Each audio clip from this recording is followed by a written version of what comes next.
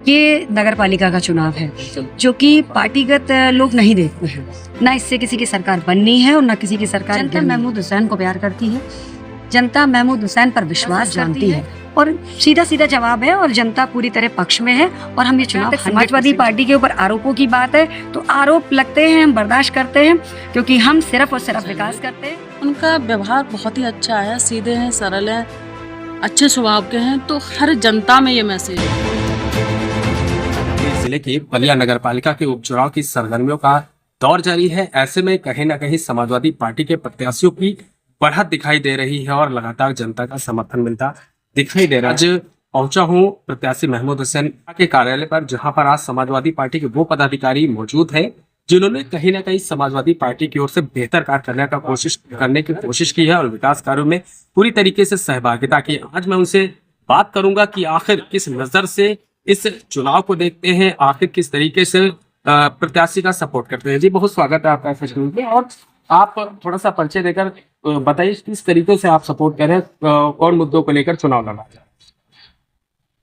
मैं RP Chaudhary, Samajwadi party पूर्व प्रत्याशी, वर्तमान में जिला पंचायत सदस्य हूँ। आज इस उपचुनाव में हम सब लोगों की जो सहभागिता है, ये एक ऐसे मुद्दे के लिए है जो जनता से संबंधित जो आवश्यक चीजें हैं, विकास के नाम पर जिस तरह से हम लोगों का संघर्ष रहा है।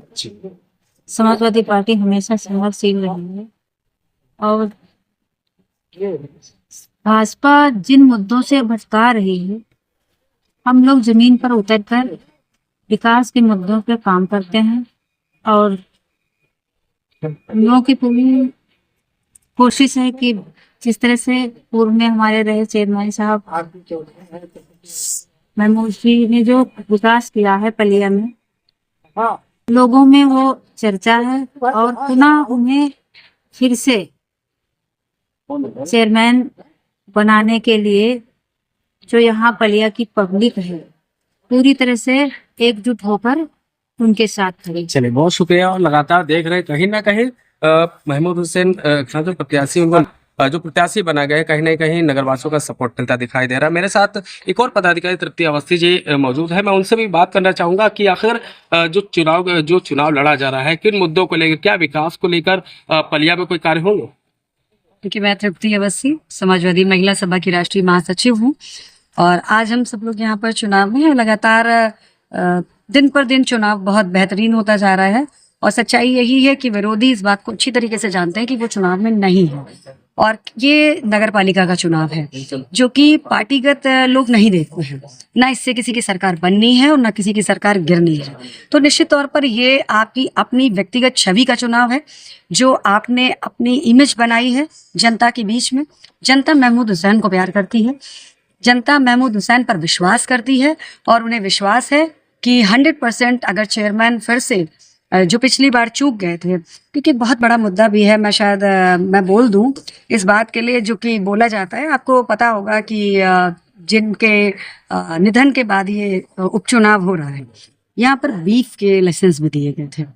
आप ये बताइए कि जो व्यक्ति इससे पहले जो ये चेयरमैन रहे महमूद साहब, ये भी बहुत समय तक चेयरमैन रहे, लेकिन उन्होंने इस तरीके की गलत काम नहीं किए। ये जनता सब जानती है और सीधा सीधा जवाब है और जनता पूरी तरह पक्ष में है और हम ये चुनाव 100% जीते। अच्छा तृप्ति अवस्थी जी, एक चीज आपने देखा होगा कहीं ना कहीं विपक्ष मुद्दे से जो भटकाता है, कहीं ना कहीं समाजवादी पर विभिन्न आरोप भी लगाए जाते हैं। इस बारे में क्या कहेंगे। और आपने एक चीज और देखा होगा, आने वाले जो बीते उपचुनाव किए गए हैं, कहीं ना कहीं प्रशासन की ओर से तमाम तरीके की परेशानियां खड़ी की गई, उसके लिए क्या कहेंगे। ये बिल्कुल सच बात है क्योंकि अभी उपचुनाव जो हुए वो भी आप सब जानते हैं कि होता यही है कि उपचुनाव में प्रशासन जो है वो पूरी तरीके से पार्टीगत होकर काम करता है। चाहे प्रशासनिक अधिकारी जो होते हैं बिल्कुल पार्टी के नुमाइंदे बनकर काम करते हैं और ये लगातार हो रहा है। और हमें पूरी तरीके से ये उम्मीद भी है कि यहाँ पर पलिया इसमें चुनाव में भी इस तरीके की हरकत की जा सकती है प्रशासन के द्वारा, लेकिन हम पूरी तरह मुस्तैद हैं। जनता हमारे साथ है, इसलिए हमें विश्वास है कि जनता जब साथ होती है तो कोई किसी तरीके का कोई हथियार काम नहीं करता है।